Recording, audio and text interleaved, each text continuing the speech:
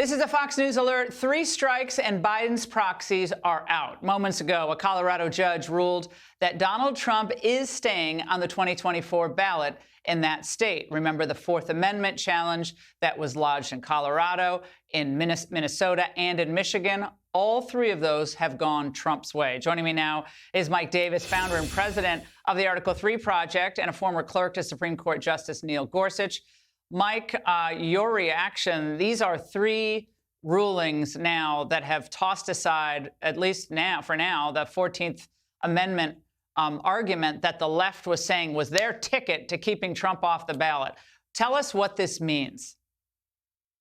Well, I think this biased Denver district court judge out here blinked, because I was certain sitting through the trial, the week-long trial, that she was going to rule against President Trump. And I think that she saw the political backlash, and she saw that 3 other courts in 3 different states ruled against this Democrat theory to try to toss President Trump off the ballot. They impeached him twice, indicted him 4 times, 2 illegal gag orders, tried to bankrupt him with a bogus civil fraud lawsuit. That only helped President Trump with the polls, and this was their legal Hail Mary to just take Trump off the ballot, and now they're 0 for 3. So this is District Judge Sarah Wallace, and it's the 3rd ruling, as I said, in just a little over a week. And these lawsuits were filed by a left-leaning group that included a bunch of, never-Trumpers, Democrats, and so forth. But here's a key quote from the judge's ruling. She said, "To be clear, part of the court's decision is its reluctance to embrace an interpretation which would disqualify a presidential candidate without a clear, unmistakable indication that such is the intent of Section 3, the Section 3 of the Section 3, I believe, in the constitutional argument of the 14th Amendment." Is that correct, Mike?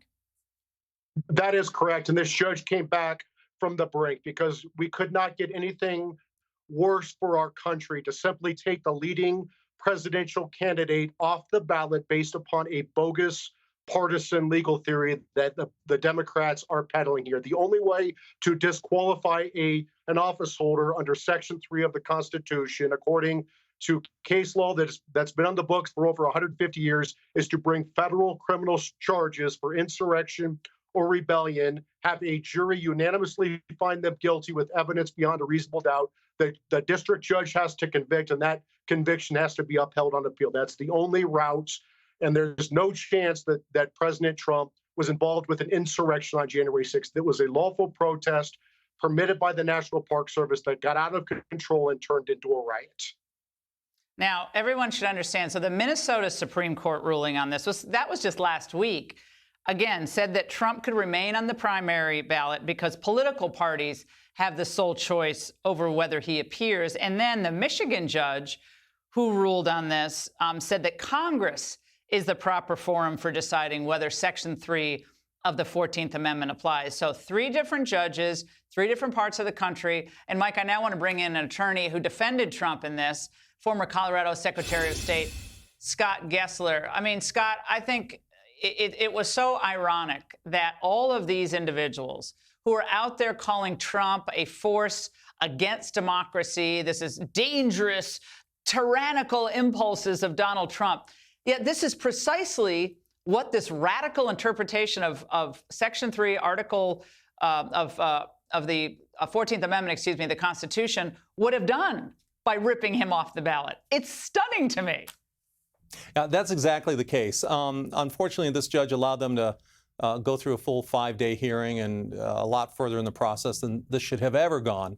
But ultimately, she made the right decision, and that decision is that the people of the United States, we're the ones who get to choose who our president is going to be, not the courts. And it's about, the whole this whole series of cases. It relies on some pretty unusual theories from a law that hasn't been enforced for probably over 100 years. So it was a desperate attempt to really prevent people from being able to vote for the person they want.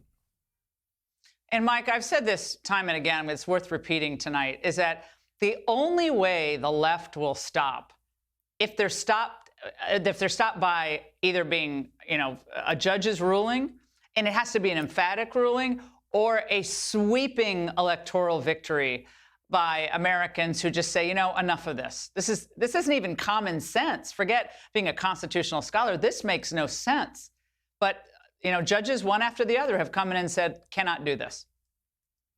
Yeah, I mean, I would say this is going to be a tactical retreat by the Democrats. Like you said, Laura, they play for keeps. They will do whatever it takes to win. If you thought that 2020 was bad with BLM riots, brace ourselves for what they have in store in 2024 with their Hamas and BLM supporters.